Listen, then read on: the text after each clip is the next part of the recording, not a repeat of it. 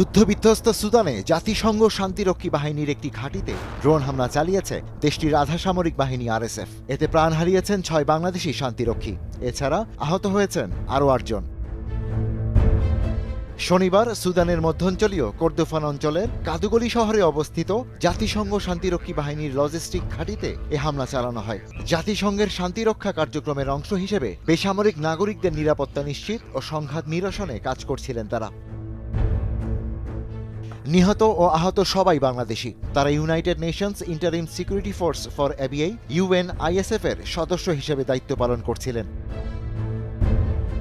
সুদানের সেনাবাহিনী এই হামলার জন্য আধা সামরিক বাহিনী র্যাপিড সাপোর্ট ফোর্সেস আরএসএফকে সরাসরি দায়ী করেছে, যদিও হামলার বিষয়ে তাৎক্ষণিকভাবে কোনো মন্তব্য করেনি আরএসএফ। ভরসা পেতে নিজেকে হতে হয় পাতের মতো দৃঢ়, ঠিক যেমনটা জেরুসালেম। এ হামলাকে ভয়াবহ আখ্যা দিয়ে তীব্র নিন্দা জানিয়েছেন জাতিসংঘ মহাসচিব অ্যান্তোনিও গুতেরেস। এক বিবৃতিতে তিনি বলেন, শান্তিরক্ষীদের লক্ষ্য করে হামলা আন্তর্জাতিক আইনে যুদ্ধাপরাধের শামিল।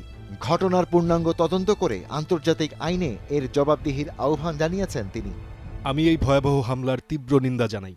এ ধরনের হামলা আন্তর্জাতিক আইনের আওতায় যুদ্ধাপরাধ হিসেবে গণ্য হতে পারে। দক্ষিণ কর্দোফানে আজ শান্তিরক্ষীদের বিরুদ্ধে যে হামলা চালানো হয়েছে তা কোনোভাবেই ন্যায্য নয়। এর জন্য অবশ্যই জবাবদিহি নিশ্চিত করতে হবে। এদিকে নিহত শান্তিরক্ষীদের আত্মত্যাগের প্রতি শ্রদ্ধা জানিয়ে শোক জানিয়েছে বাংলাদেশ সরকার। তেল সমৃদ্ধ আবিয়াই অঞ্চলটি সুদান ও দক্ষিণ সুদানের মধ্যে একটি বিরোধপূর্ণ এলাকা। সুদান থেকে ২০১১ সালে দক্ষিণ সুদান স্বাধীনতা লাভের পর থেকেই সেখানে জাতিসংঘের এই মিশন মোতায়েন রয়েছে। ২০২৩ সালের এপ্রিল মাসে সেনাবাহিনী ও আরএসএফ এর মধ্যে ক্ষমতার দ্বন্দ্ব প্রকাশ্যে সংঘাতে রূপ নেওয়ার পর চরম অস্থিরতা শুরু হয় সুদানে।